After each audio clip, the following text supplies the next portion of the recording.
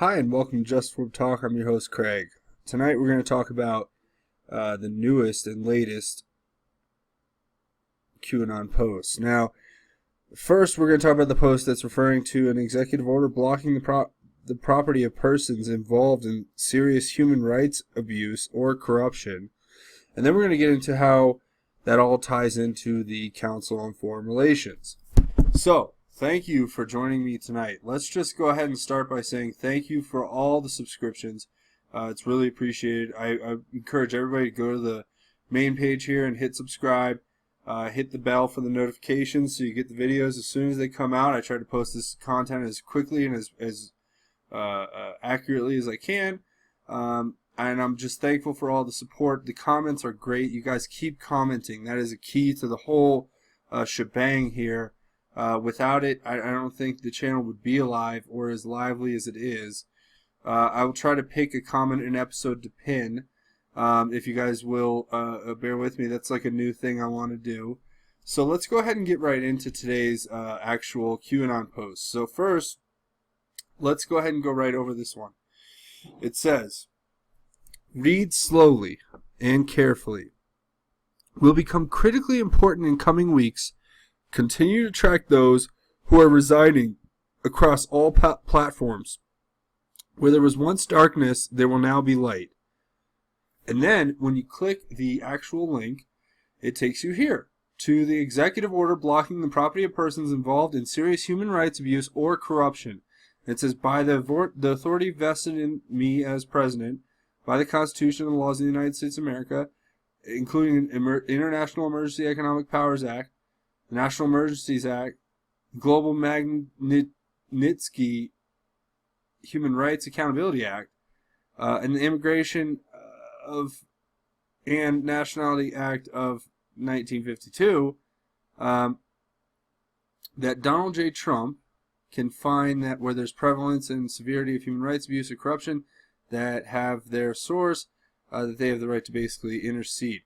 And that has actually been the shot across the bow to all the globalists and all the elitists and all the people who are engaged in human trafficking and human rights abuses and other types of very unacceptable practices that we are fighting as a country to get rid of.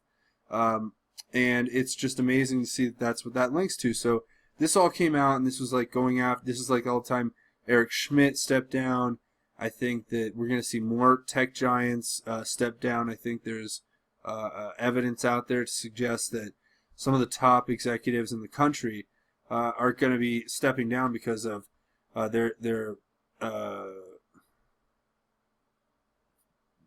abuse or their involvement in these human rights abuses. So let's just go ahead and go to the next tweet because it's all interconnected, I believe. And that came out a little bit later. It said, "The Council on Foreign Relations, Q." And it's got this link here to all the members of the Council on Foreign Relations. I just want to point out a few that seem to stand out to me. First, we have in this list, we have the directors are Tom Brokaw, Fareed Zakaria, and so you have Fareed Zakaria, you have Colin Powell, Tom Brokaw. I mean, it just, and then the rest of these people who are all in it, you know, from the Blackstone Group and you know, the Kennedy School. I don't know if that's Bill Nye's dad. I don't know, son. I have no idea. But these people are all in it together, and you know, Q. It's not about what this actually represents. It's about the fact that he gives us these clues to look at and then tie them all together. So how many people on this list will be resigning from their position once the proverbial crap hits the fan? And I think it'll be quite a few. Now, if you go into the list, it gets even better. I mean, we can go through this. Roger Ailes, I think he passed recently. You have Elliot Abrams. You have, let's see. This is really a crazy list of people. Joe Biden. You have Warren Beatty from the film Bulworth, where he actually just told it like it was. But now he's a part of it. Michael Bloomberg. Let's see, of Richard Branson. Let's see. You have George Bush, Tom Brokaw, as I said before, Zbigniew Brzezinski, of course. Billy Bush's brother. Why not, right? Jimmy Carter, Dick Cheney, Bill Clinton, Hillary Clinton, George Clooney. Gosh, Katie Couric. I mean, look at these people. How does Katie Couric get into the Council on Foreign Relations, right? John Edwards. Everybody remembers him. We'll keep going through the list just for the fun of it. See how many people we can pick out. Tom Foley, Robert Gates, David Geffen, Alan Greenspan, David Gergen, Mikhail Gorbachev, Newt Gingrich, Ruth Bader Ginsburg, Michael Hayden,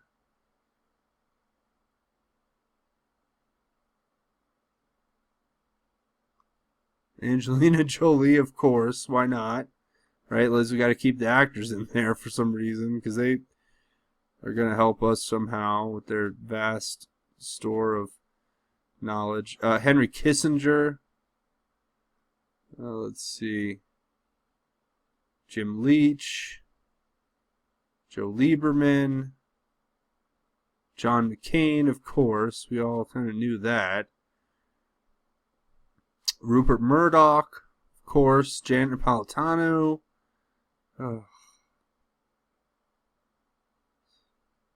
Henry Paulson. David Petraeus. Steve Pieczenik.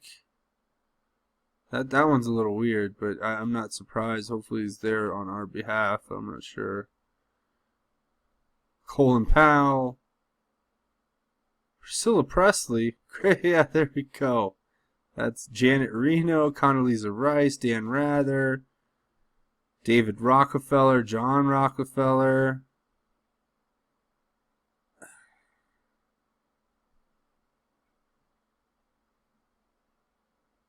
Wow.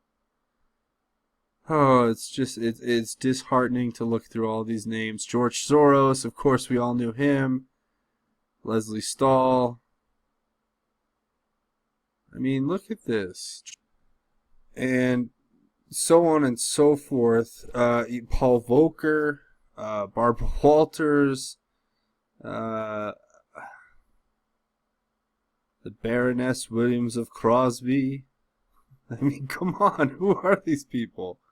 Right? Paula Zahn, of course. Why wouldn't she be? Oh, man.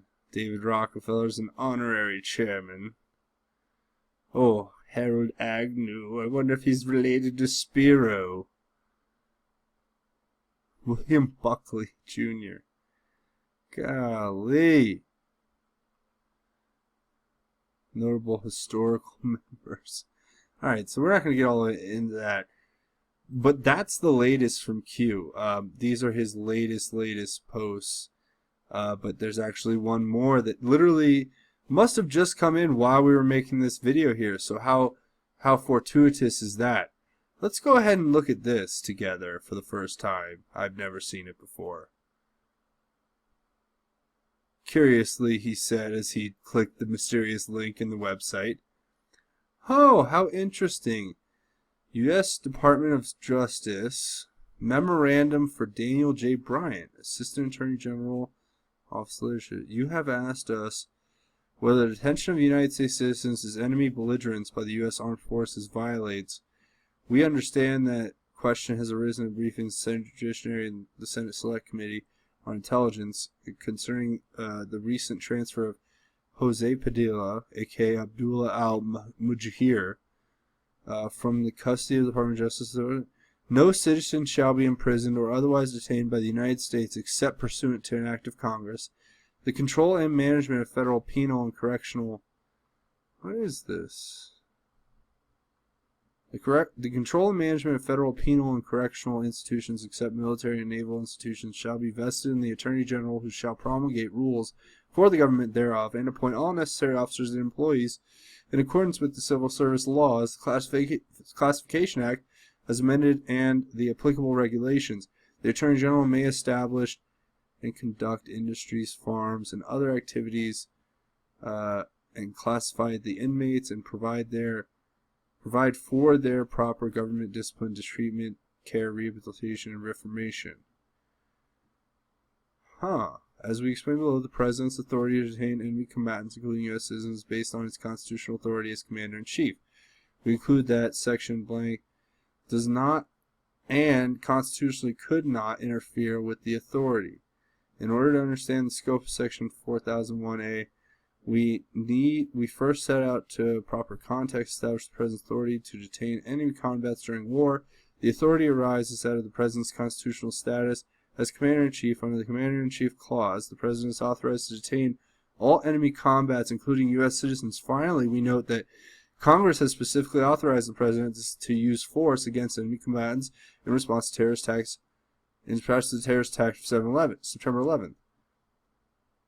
Well, look at this. Isn't this just a dandy little piece of legalese?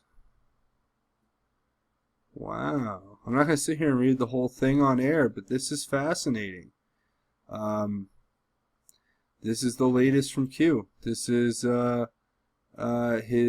his latest post as of this time and date stamp right here. I just wanted to point out too that it shouldn't be thought to be a coincidence. Number 63, so it's 3 6s, 666, were these evil folks and their evil organization. I'm telling you, this is fascinating. This is worth a lot of research. It's the memorandum regarding the applicability of 18 U.S.C. 4001 to military detention of the United States citizens. But this is great. I can't tell you how happy I am to see this. It's basically saying that the Attorney General and the President are the two people with power to arrest people in our country, which I think's about right. Wouldn't you say? I mean, wouldn't you agree? But that is what this is about. So we can go ahead and just sit on that for a little bit and let that stew and simmer. I want to say thank you guys for watching. Thanks for subscribing to the channel. The comments are really what makes a difference. I know we're getting it. I know I've been throttled. Either that or the whole Q thing has just dropped off the face of the earth, which I just don't believe because it seems to be a very popular thing in the first place. But I went from getting, a lot of views to now I'm here. And my subscriptions, I was getting a ridiculous amount of subscribers a day, and now I'm here, where it's slowed down to a trickle. And I think it's as soon as my videos started getting tagged with demonetization, and I started having to request manual reviews here on YouTube, that's when it seemed to be throttled almost immediately. My revenue went down dramatically, and I'm not saying that I care about all that. I'm a patriot. I love God. I love my family, and I love my country, and I'm doing this for all of the above. But I will tell you this, that there is something to be said for freedom, allowing the best to stew to the top and let it all come out in the process. And I can tell you right now that by throttling, they're afraid of what the message is. They're afraid of you, the people, we, the people. They're afraid of our message. They're afraid of the content with which we bring. They're afraid of the fact that we know the truth, that we're being told the truth, and that it's literally coming from the mouth of the highest intelligence sources straight to your ears, and they are terrified of it because they are the elites. So we need to pray to God. We need to put God first. We need to let our family and friends know the hysteria is just a big nothing burger, and everything will be all right as long as you put your faith in God. Thanks for watching. I'm Craig. This is Just Informed Talk. Have a wonderful evening.